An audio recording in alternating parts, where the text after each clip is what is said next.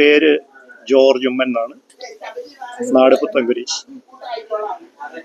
George Puthencruz എന്നും പറഞ്ഞ് ഞാൻ എഴുതാറുണ്ട്. ഇവിടുത്തെ മലയാളം സൊസൈറ്റി ഓഫ് അമേരിക്കയുടെ റൈറ്റേഴ്സ് ഫോറം അല്ല, മലയാളം സൊസൈറ്റി ഓഫ് സെക്രട്ടറിയാണ്. ഇവിടെ വന്നിട്ട് 40 വർഷമായി. ഇതെൻ്റെ ഭാര്യ, ഏക ഭാര്യ ഗീത എന്ന പേര്. ഞങ്ങൾക്ക് 2 മക്കളുണ്ട്. അവർ വിദ്യാഭ്യാസമൊക്കെ കഴിഞ്ഞ് മാരേജ് ഒക്കെ കഴിഞ്ഞ് സെറ്റിൽഡ് ആണ്. ഞാൻ ആക്ച്വലി ന്യൂക്ലിയർ മെഡിസിൻ പ്രൊഫഷണലാണ് ജോലി ചെയ്തിട്ടുണ്ട്. ബെൻറ്റാബ് hospital nuclear medicine department district മാനേജറാണ്. അങ്ങനെ റിട്ടയർ ചെയ്തു. പിന്നെ എൻ്റെ ഭാര്യ അവിടെ തന്നെ പീഡിയാട്രിക് നഴ്സാണ്. ഞങ്ങൾ റിട്ടയർമെന്റ് ഒക്കെ കഴിഞ്ഞ് ഇപ്പോൾ ശാന്തമായിട്ടുള്ള ജീവിതമാണ്. ജെയിംസ് മാത്യു ഷിജു ഒക്കെ സാറിനുണ്ടല്ലേ കാർഡിയോളജിയിലുണ്ടായിരുന്നല്ലേ?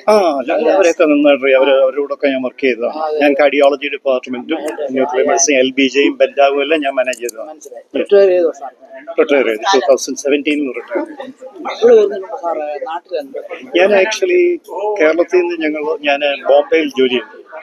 ബോംബെയിൽ വ്യത്യസ്തമായ ഫീൽഡിലായിരുന്നു, സെയിൽസ് ഫീൽഡിൽ. ഇല്ലില്ല, ഞാൻ ഫിസിക്സ് ആയിരുന്നു എൻ്റെ മേജർ. പിന്നെ ഞാൻ ഇവിടെ വന്ന് ന്യൂക്ലിയർ മെഡിസിൻ്റെ ഒരു ഡിഗ്രി എടുത്തു. 2 years അസോസിയേറ്റ് ഡിഗ്രി എടുത്തു. അങ്ങനെ മെത്തഡിസ്റ്റ്. അത് കഴിഞ്ഞ് ബെൻറ്റാബിൽ ഏകദേശം 26 വർഷത്തോളം ബെൻറ്റാബിൽ ജോലി ചെയ്തു. 4 വർഷം മെത്തഡിസ്റ്റ് ജോലി ചെയ്തു. അവിടുന്ന് അമേരിക്കയ്ക്ക് വരാനുള്ള കാര്യം ഗീതയാണോ? ഞങ്ങള് ഗീത വഴിയാണ്. ഇല്ലില്ല, മസ്കറ്റിലാണ്. ഞങ്ങൾ അമേരിക്കയിലും സുൽത്താൻ ഖാബൂസ് ബിൻ സയ്യിദ് ഞാൻ 75 പോയി.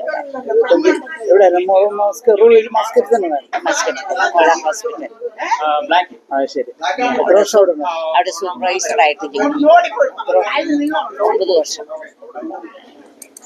ഞാന് അങ്ങനെ ഞങ്ങള് പ്രേമവിവാഹമൊന്നുമല്ല, ഞങ്ങള് കണ്ട് പരിചയപ്പെട്ട് വിവാഹം കഴിച്ചതാണ്. അത് കഴിഞ്ഞ് ഞാനും മസ്കറ്റിൽ പോയി. ഒമാനിൽ തന്നെ. ഇത് പുള്ളിക്കാരത്തി വഴിയല്ല, ഞാൻ എൻ്റെ സ്വന്തമായ ഇതിൽ കൂടി പോയി. അവിടെ sales Sultan Suhail and Saud Bahar ഉണ്ട്.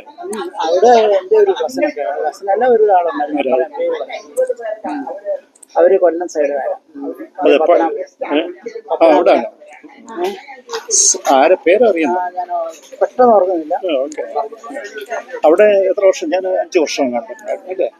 5 വർഷം ഉണ്ടായിരുന്നു. 5 വർഷം കഴിഞ്ഞാണ് പുള്ളിക്കാരത്തി വെല്ലൂരാണ് പഠിച്ചത്. അപ്പോൾ വെല്ലൂര് പഠിക്കുന്ന CMC വെല്ലൂര് പഠിക്കുന്ന സമയത്ത് അവർക്ക് അമേരിക്കയിൽ നിന്ന് റിക്രൂട്ട് ചെയ്തു. അത് പുള്ളി അന്ന് ഫയൽ ചെയ്തത്. അവിടെ വന്ന് അവരെ ഫയർ ചെയ്തു. അപ്പം ഞങ്ങൾ മസ്കറ്റിൽ ചെന്നപ്പോഴാണ് ഈ ഇതെല്ലാം വന്നത്. പിന്നെ മസ്കറ്റിലേക്ക് ആ പേപ്പർ ട്രാൻസ്ഫർ ചെയ്ത് ഞങ്ങൾ അവിടുന്ന് ഇവിടെ വന്ന് ഒരു ജസ്റ്റ് ഒന്ന് കണ്ട് പോകാമെന്ന് വിചാരിച്ചു. അപ്പം എൻ്റെ ബ്രദർ മാസച്യൂസെറ്റ്സിൽ പഠിക്കുന്നു. പുള്ളിക്കാരൻ പറഞ്ഞു ഇങ്ങോട്ട് വരാനുള്ള പരിപാടിയാണെങ്കിൽ നേരത്തെ വന്ന് സെറ്റിൽ ഡൗൺ ചെയ്യാം. 40 years. അല്ല, ഞാൻ വന്നത് ആദ്യം വന്നപ്പോൾ മാസച്യൂസെറ്റ്സ്, പിന്നെ അവിടുന്ന് ഹ്യൂസ്റ്റണിലേക്ക് വന്നു. ഹ്യൂസ്റ്റണിൽ പിന്നെ പുള്ളിക്കാരത്തി ഞങ്ങളുടെ 2 മക്കളെയും കൊണ്ട് ഷീ ജോയിൻഡ് ലേറ്റർ. അങ്ങനെ പിന്നീട് ഒമാനി പോയിട്ടുണ്ടോ? തിരിച്ച് ഇല്ല, പോയിട്ടില്ല. കൂടെ വർക്ക് ചെയ്തവർക്ക് ഇവിടെ വന്നോ? കുറച്ച് പേരൊക്കെ അവരായിട്ട് വിളിക്കും. ആരെങ്കിലും കൊണ്ടുവന്നോ അമേരിക്കയിലോട്ട്? പുള്ളിക്കാരത്തിയുടെ ഫാമിലിയെ മുഴുവൻ പുള്ളിക്കാരത്തി എല്ലാം 3 സിസ്റ്റേഴ്സ് ഉണ്ട്, 2 ബ്രദേഴ്സും. അവരുടെ പിള്ളേരും എല്ലാം ഇവിടെ വരാനും അവരൊക്കെ പിള്ളേരൊക്കെ പഠിക്കാൻ എടുക്കലാണ്. അവരെല്ലാവരും പഠിച്ച് ഓരോ സ്ഥലങ്ങളിലൊക്കെ സെറ്റിൽ ഡൗൺ ആയി. അപ്പോൾ അവരെല്ലാം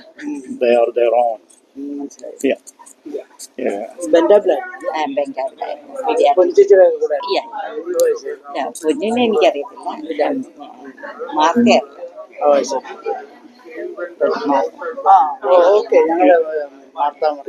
പുള്ളിക്കാരൻ ഞങ്ങളുടെ പുത്തൻകുരിശിനടുത്തുള്ള സ്ഥലത്തു നിന്നുള്ള എനിക്ക് രാമമംഗലം മാർത്തയുടെ ഹസ്ബൻഡ്. അവര് ബേസിക്കലി അല്ലേ? ജനിച്ചു വന്നത് കുമരകമാണ്. ആണോ? പക്ഷെ അവരുടെ പപ്പ ബോംബെയിലായിരുന്നു. ബോംബെയിലൊക്കെ പഠിക്കുകയൊക്കെ ഞാൻ വിചാരിക്കുന്ന ചിലപ്പോൾ വേറെ ആരുടെയും കാര്യമാണ് ഞാൻ ഓർത്തത്.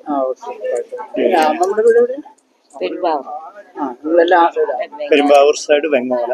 ഞാൻ ഇപ്പൊ തമിഴ്ച നടത്തുന്നത്. ഇവിടെ ഏത് പള്ളിയിലെ സാറാണ്? ഞാൻ പൊതുവെ പള്ളികളിലൊന്നും പോകാറില്ല. എനിക്ക് ഒരു മനസ്സിലായി. അമ്മ പോവോ? ഈ വല്ലപ്പോഴൊക്കെ ഞങ്ങളുടെ ട്രിനിറ്റി മർത്തോമക്കാരാണ്. ഓക്കെ. മതവും രാഷ്ട്രീയവും ഒക്കെ കൂടുതൽ വഷളായിക്കൊണ്ടിരിക്കുന്ന സമയത്ത് ഒരു മതേതര ചിന്ത വെച്ച് പുലർത്തുന്ന ഒരാളാണ്. സാറ് ബോംബെയിലുണ്ടായിരുന്നു, ഒമാനിലുണ്ടായിരുന്നു, അമേരിക്കയിൽ ഈ ജോലിയെ സംബന്ധിച്ചിടത്തോളം സാറ് ഏറ്റവും ഇഷ്ടപ്പെട്ട സ്ഥലം ഏതാണ്? ഇതാണ്. അമേരിക്ക പോലെ അത്ര മനോഹരമായ ഒരു സ്ഥലം ജോലി കെട്ടിപ്പടുക്കാനും പഠിക്കാനും. ഞാനൊക്കെ രണ്ടാമത് ഇവിടെ വന്ന് പഠിക്കുന്നത് നമ്മുടെയൊക്കെ 30s ഇവിടെ പോകുന്നത്. അപ്പോൾ ഏത് പ്രായത്തിലും ഇവിടെ പോയി പഠിക്കാം.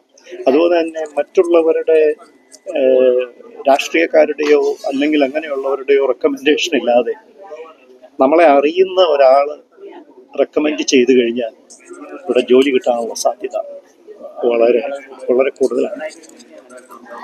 അങ്ങനെ പൊതുവെ പറഞ്ഞു കഴിഞ്ഞാൽ എൻ്റെ ഈ 40 വർഷത്തെ അനുഭവം വെച്ച് നോക്കുന്നുണ്ടെ വളരെ അഴിമതി രഹിതമായ ഒരു സാഹചര്യമാണ് ഇവിടെ നിലനിൽക്കുന്നത്. ഇവിടെ പഠിക്കാൻ നിങ്ങൾക്ക് അല്ലെങ്കിൽ ആർക്ക് താല്പര്യമുണ്ടോ ഏത് പ്രായത്തിലും അവർക്ക് ഇവിടെ പോയി അവരുടെ സ്വപ്നങ്ങളെ സാക്ഷാത്കരിക്കാനുള്ള ഇതുപോലത്തെ മനോഹരമായ ഒരു രാജ്യം ഇങ്ങനെ യാത്ര ചെയ്തതിൽ വെച്ച് കണ്ടിട്ടുണ്ട്. അത് മാത്രമല്ല ഞാനിപ്പോൾ കേരളത്തിൽ താമസിച്ചതിനേക്കാളും കൂടുതൽ ഇവിടെ താമസിച്ചു അനുഭവങ്ങൾ വെച്ച്. ഒമാനിൽ 5 വർഷം ഉണ്ടായിരുന്നു. അതെ. ഒമാനിലെ ലൈഫിനെ പറ്റി പറഞ്ഞാൽ ഒമാനില് ഞങ്ങള് സുൽത്താൻ കാബൂസിന്റെ ഭരണകാലത്ത് അവിടെ ഉണ്ട്. അദ്ദേഹത്തെ കണ്ടിട്ടുണ്ട് ഞങ്ങള്. പക്ഷെ അവിടെ മനുഷ്യന് സ്വാതന്ത്ര്യം ആവശ്യമാണ്. അതുപോലെ തന്നെ എനിക്ക് ഡെമോക്രാറ്റിക് സിസ്റ്റമാണ് ഇഷ്ടം. ഈ രാജ്യം ഡെമോക്രസിയിൽ മുൻപന്തിയിൽ നിൽക്കുന്നതാണ് നമ്മുടെ ഇന്ത്യ പോലും. അതൊക്കെ മാറിക്കൊണ്ടിരിക്കുന്നു. പക്ഷേ അവിടെ എന്ന് പറഞ്ഞു കഴിഞ്ഞാൽ മതം ഒരു വലിയ ഇൻഫ്ലുവൻസ് ചെലുത്തുന്നുണ്ട്. എങ്കിലും ചില ഗുണങ്ങളൊക്കെ ഉണ്ടാവും. ഇപ്പൊ സ്ത്രീകൾക്കൊക്കെ രാത്രികാലങ്ങളിൽ സഞ്ചരിക്കുന്നതിന് ഫ്രീഡത്തിന്റെ അല്ല, അവരെ അപ്പൊ അതൊക്കെ വെച്ച് നോക്കുന്ന ഈ രാജ്യം അക്കാര്യത്തിൽ യാതൊരു അതുമായിട്ട് നമുക്ക് ഒരു താരതമ്യ പഠനം നടത്താൻ പറ്റില്ല. കൃഷ്ണന്റെ ജീവിതത്തെ പറ്റി ഓർത്ത് കഴിഞ്ഞാൽ സാറിന് എന്തെങ്കിലും വ്യത്യസ്തമായിട്ട് പഠിച്ചിട്ട് വരണമെന്നോ അങ്ങനെ വല്ലതും തോന്നിയിട്ടുണ്ടോ? ഇല്ല, ഞാൻ പൊതുവെ ഒരു ശുഭാപ്തി വിശ്വാസിയാണ്. ഞാൻ ഇവിടെ വന്നു കഴിഞ്ഞാൽ എൻ്റെ ബാക്കിൽ പശ്ചാത്തലം ഫിസിക്സാണ്. അപ്പോൾ ഞാനിവിടെ പല ജോലികൾ ചെയ്തെങ്കിലും എൻ്റെ അപ്പോൾ ന്യൂക്ലിയർ മെഡിസിന് ആ പശ്ചാത്തലവുമായിട്ടൊരു ബന്ധമുണ്ട്. ഫിസിക്സുമായിട്ട് ഒത്തിരി ഫിസിക്സ് ഇൻവോൾവാണ്. അപ്പം ഞാൻ ആ ഒരു രീതിയിലേക്ക് പോകണമെന്ന് തന്നെയായിരുന്നു തീരുമാനം. പിന്നെ ചുരുങ്ങിയ കാലങ്ങൾ കൊണ്ട് നമുക്കൊരു തൊഴിൽ അഭ്യസിച്ചെടുക്കാം. ആ ഒരു തൊഴിലും അതിൻ്റെ ഒരു ലൈസൻസും ഇവിടെ ജോലി കിട്ടുന്നതിന് വളരെ ആവശ്യം. അല്ല, ജോലി ചെയ്യാം. നമുക്ക് എന്ത് ജോലി വേണമെങ്കിലും ഇവിടെ ചെയ്യാം. ഒരു ജോലിയും താഴേക്കട ജോലിയല്ല, ഒരു ജോലിയും വലിയ ജോലിയല്ല. ഞാൻ വെറും ജാനറ്ററായിട്ട് ജോലി ചെയ്തവര് ഡോക്ടേഴ്സായിട്ട് ആയിത്തീർന്നവരോട് വർക്ക് ചെയ്തിട്ടുള്ള ഒരാളാണ്. അപ്പൊ ഇവിടെ ഒരു തൊഴിലിനും മാന്യത കുറവില്ല. അപ്പൊ അങ്ങനെ നമ്മളുടെ ചില തെറ്റിദ്ധാരണകളെ മാറ്റാൻ പറ്റിയ ഒരു സാഹചര്യവും. സാലറി പാരിറ്റി അങ്ങനെ അത്രയും വലുതൊന്നുമില്ല. $20 $40 തമ്മിലുള്ള വ്യത്യാസമൊക്കെ. സാലറി എന്ന് പറഞ്ഞാൽ സാലറി ഓരോ തൊഴിലിനും ഓരോ പൊസിഷനും അവർ നിശ്ചയിച്ച സാലറി കൊടുക്കും. എന്നാൽ തന്നെയും നമ്മുടെ രാജ്യത്തെയൊക്കെ അപേക്ഷിച്ച് എത്രയോ സുന്ദരമായ രാജ്യം. അപ്പൊ ഇവിടെ നിങ്ങൾ ജോലി ചെയ്യുമ്പോൾ തന്നെ മറ്റു തൊഴിൽ ചെയ്യാനുള്ള അവസരങ്ങളുണ്ട്. ഫിസിക്സിൽ മാസ്റ്റേഴ്സ് വരെ പഠിച്ചിരുന്നു? അല്ല, ഞാൻ ബാച്ചിലേഴ്സ് ഡിഗ്രി കഴിഞ്ഞു. ഫിസിക്സും ന്യൂക്ലിയറും ഒന്നും അല്ല സാറിന് പഠിക്കാൻ ഏതെങ്കിലും സബ്ജക്റ്റിൽ ആഗ്രഹമുണ്ടോ? ഞാൻ എൻ്റെ സെക്കൻഡ് ലാംഗ്വേജ് മലയാളമായിരുന്നു.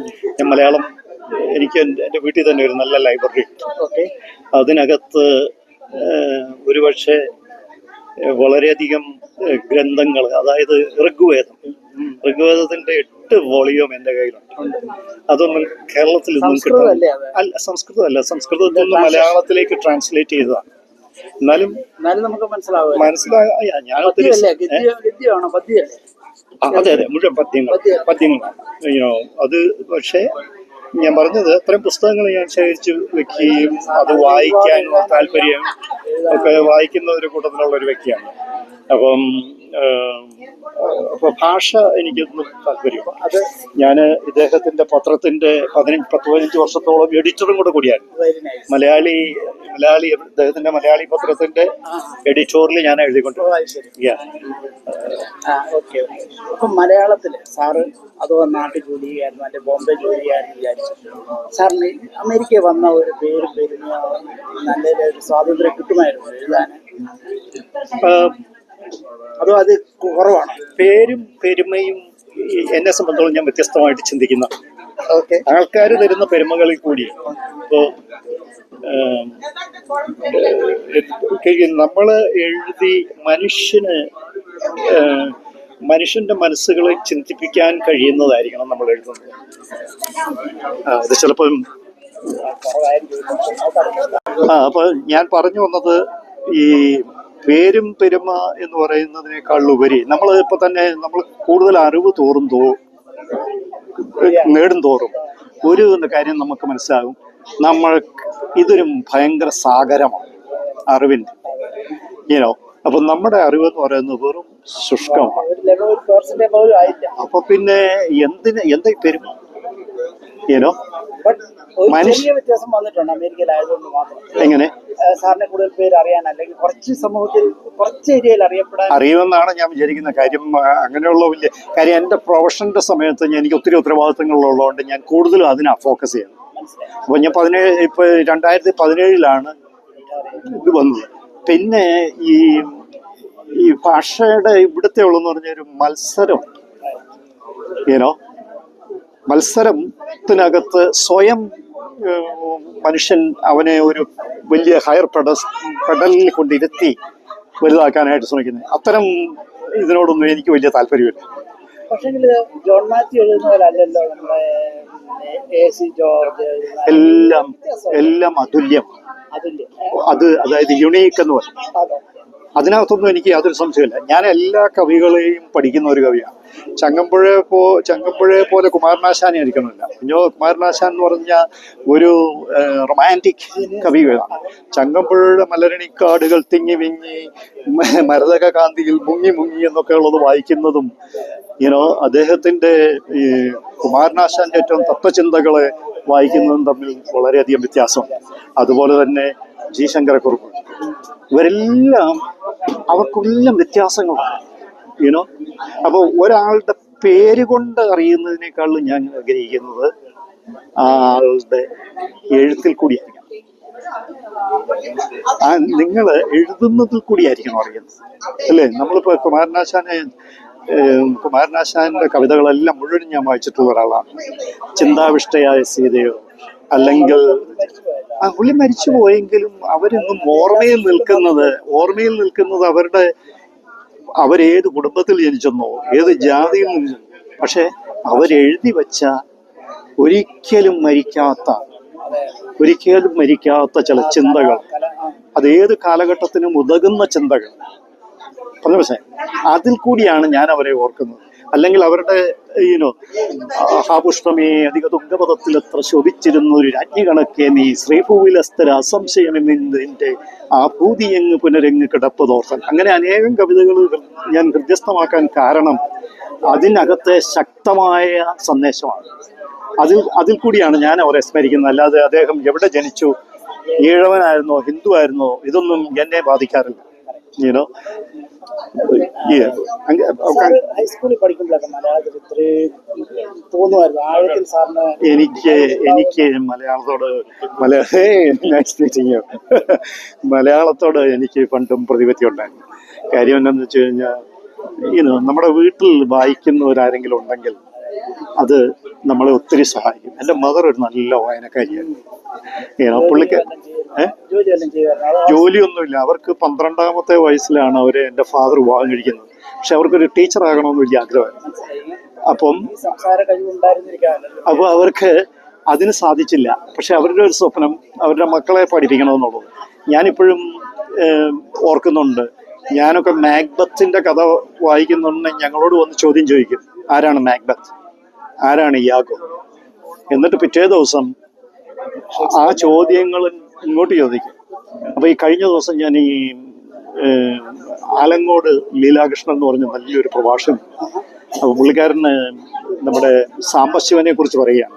സാംബശിവന്റെ കഥകൾ ഒതല്ലോയും മാക്ബത്തും ഒക്കെ അദ്ദേഹം മലയാളത്തിലേക്ക് തർജ്ജമ ചെയ്തിട്ട് അദ്ദേഹം ഈ സാധാരണക്കാരനെ, പുള്ളി പറഞ്ഞ ഒരു സെന്റൻസ്, 10,000 പ്രൊഫസേഴ്സിന് സാധിക്കാത്തത് ഈ സാംബശിവൻ വെറും അക്ഷരവിദ്യാഭ്യാസമല്ല സാധാരണ മലയാളികളിലേക്ക് പകർന്നു. Thank you. അപ്പോ അദ്ദേഹം പറഞ്ഞത്, അപ്പൊ അവര് തമ്മില് ഒരു കടയിൽ കയറി ചെന്നപ്പോൾ 2 സാധാരണ മനുഷ്യർ അവരുടെ ഒരു സംവദിക്കലാണ് കേട്ടത്. ഒരാൾ ചോദിച്ചു, ഈ ഇയാഗോ അല്ല, ഈ ഇന്ന മനുഷ്യൻ ശരിയല്ല മാക്ബത്തിന്റെ കഥയിൽ. അന്നേരം മറ്റേ പുള്ളി പറയുന്നു, അത് എടാ അത് ഇയാഗോയാണ്. അപ്പൊ സാധാരണ മനുഷ്യ മനസ്സുകളിലേക്ക് ഇത്തരം ഭാഷകളെ സന്നിവേശിപ്പിക്കാനായിട്ട് കഴിവുള്ള ഒരു വ്യക്തിയായിരുന്നു സാംബശിവൻ. താങ്ക് യു സാറേ. ഞാൻ